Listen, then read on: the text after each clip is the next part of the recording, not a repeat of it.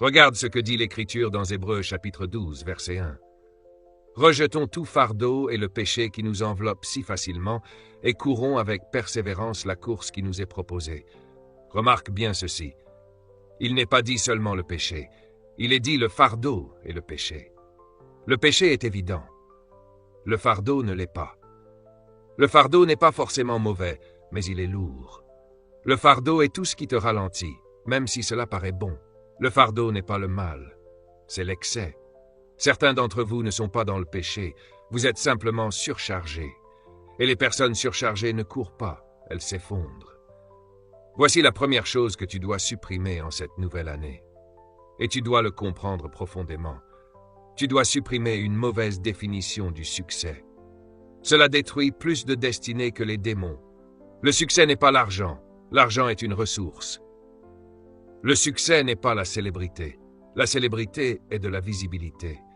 Le succès n'est pas une position. La position est une assignation. Le succès, c'est découvrir et accomplir le but pour lequel tu es né. Voilà le succès.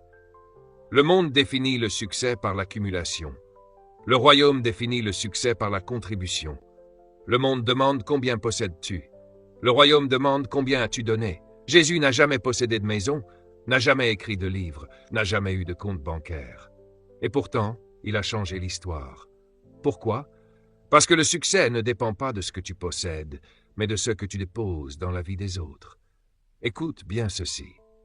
Quand tu poursuis le succès de la mauvaise manière, tu abuses de la prière. La prière devient une liste de courses au lieu d'une relation. Les gens prient pour des voitures, des maisons, des visas, des emplois, le mariage, mais ils ne prient jamais pour la clarté du but.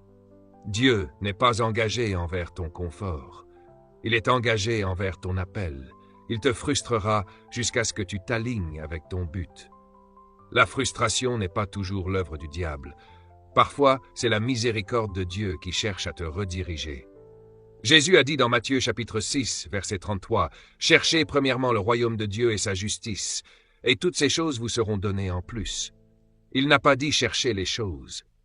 Il a dit « cherchez le royaume ». Quand tu poursuis le but, la provision te poursuit. Quand tu poursuis l'argent, le but s'enfuit loin de toi. Note ceci. Le but attire la provision. La vision attire les ressources. L'assignation commande l'approvisionnement.